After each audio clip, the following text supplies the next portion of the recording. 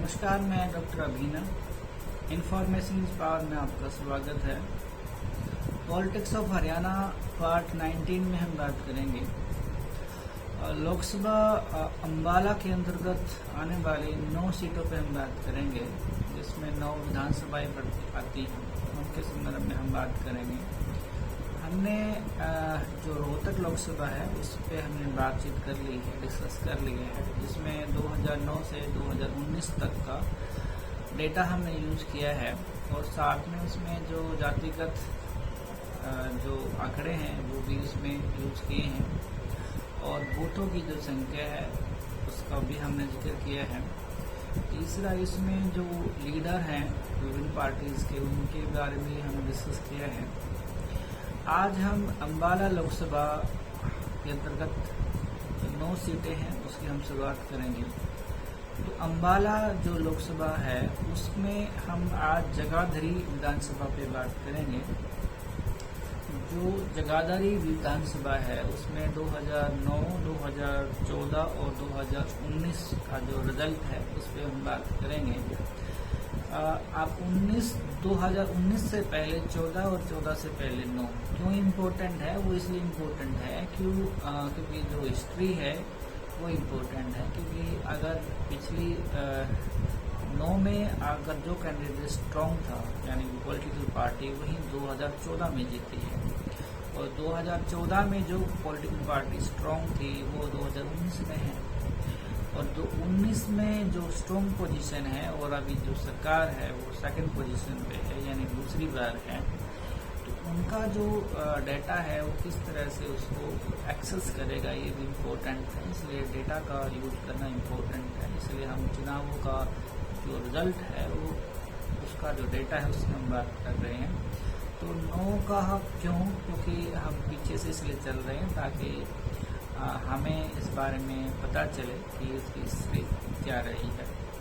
तो 2009 में जगाधरी में बहुजन समाज पार्टी की तरफ से अकरम खान को टिकट दिया गया, जिसमें 39,868 वोट उनको मिले और 30.86% वोट बैंक हासिल हुआ।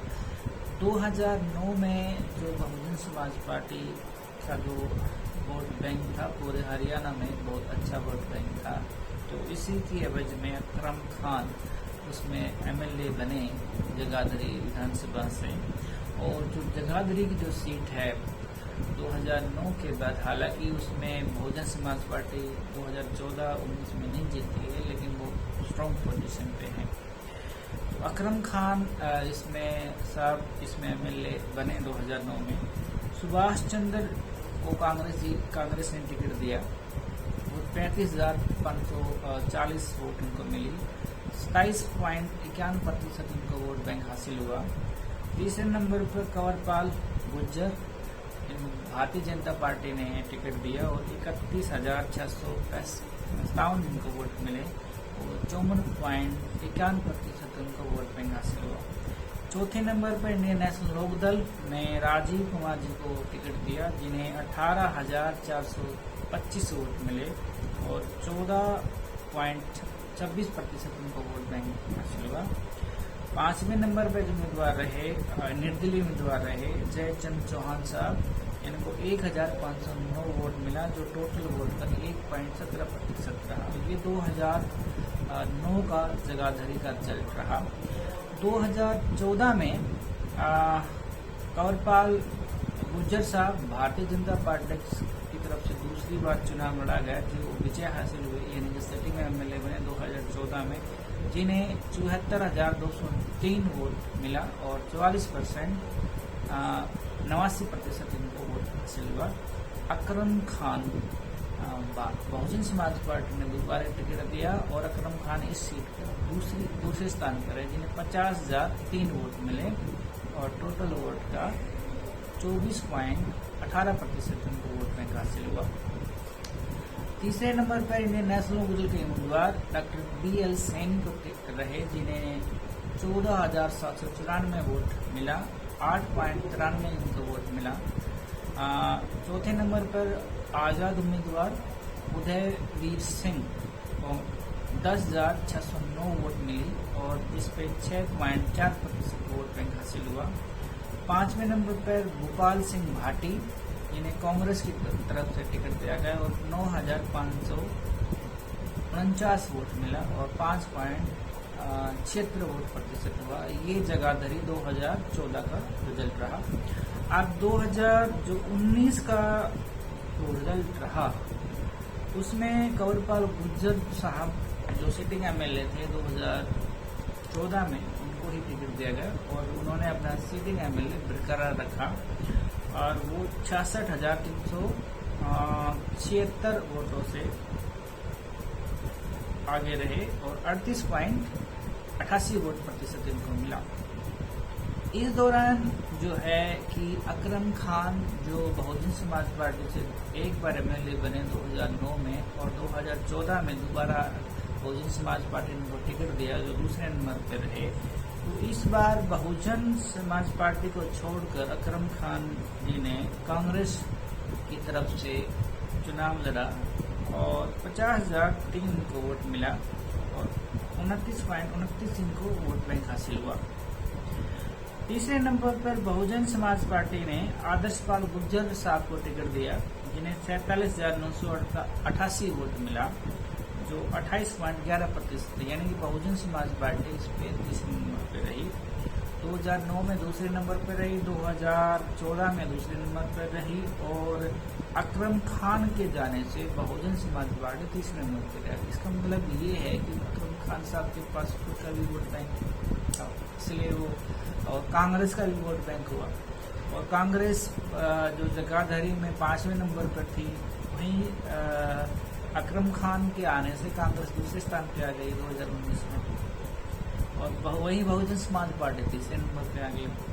तो चौथे नंबर पर अर्जुन सिंह जजपा जननायक जनता पार्टी की तरफ से 2,342 वोट मिला और 1.37% उनको वोट मिला।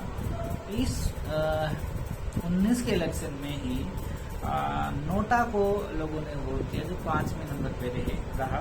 1,991 वोट इनको मिला नोटा को। नोट ये किसी भी कैंडिडेट को वोट नहीं देना है। इसका मतलब ये है कि जितने भी कैंडिडेट चुनाव मैदान में है, चाहे वो किसी पॉलिटिकल पार्टी से संबंधित है या वो निर्दलीय हैं, तो ये 1,091 जो कैंडिडेट हैं, यानी कि जो कैंडिडेट जो वोटर हैं, वो किसी भी व्यक्ति को इन्होंने वोट नहीं दिया है और इन्होंने लोकतंत्र को नकारने का काम किया है। इसका मतलब ये कि वो किसी को ना दे रहे हैं और 0.64% इनका वोट बैंक रहा। लोकतंत्र को नकारने का मतलब ये है कि अगर आप वोट नहीं देना चाहते हैं और नोटा पे नहीं दे रहे हैं, तो इसका मतलब ये है कि जितने भी रिप्रेजेंटेटिव वहाँ उस क्षेत्र का प्रतिनिधित्व कर रहे हैं, अगर कोई बड़ी पॉलिटिकल पार्टी के लीडर हैं या छोटी पॉलिटिकल पार्टी के लीडर हैं या वो निर्दलीय हैं, 3 टाइप के जो कैंडिडेट हैं, पॉलिटिकल पार्टी के जो बड़ी है या दूसरा जो निर्दलीय उम्मीदवार हैं और तीसरा किसी भी पार्टी तीसरा क्या है कि वो किसी को भी नहीं दे रहे हैं। तो इसका मतलब ये है कि वो किसी को वोट नहीं देना चाहते हैं। तो ये 2019 का जो डाटा है इसका 2000 जगाधरी विधानसभा। अब जगाधरी विधानसभा पे थोड़ा हम जातीय समीकरण देख लेते हैं। इस पे जो हमारे कोई सहयोगी हैं, मेरे कोई दोस्त हैं जो जगाधरी से हैं और वो राजनीति में अच्छी पकड़ रखते हैं, तो उन्होंने जगाधरी से ही ये डाटा लिया है किसी पॉलिटिकल लीडर से। तो हम दोनों का नाम नहीं हम बताना चाहते हैं तो इसमें क्या है कि जगाधरी में जो कास्ट का जो डेटा है उसमें क्या है कि अनुसूचित जाति है वो 32,000 से ज़्यादा है और उसमें जो गुज्जर जो जाति है वो 17,000 से 18,000 के बीच में बताई गई है और इसमें जो जाट जो जाति है वो 20,000 से 22,000 के बीच में है और जो बनिया जो जाति है वो 6,000 से 7,000 के बीच में बताई गई है। पंजाबी जो समुदाय है वो 3,000 से 5,000 के बीच में है और सैनी जो है वो 4,000 से 5,000 के बीच में और इसमें साथ में मुस्लिम जो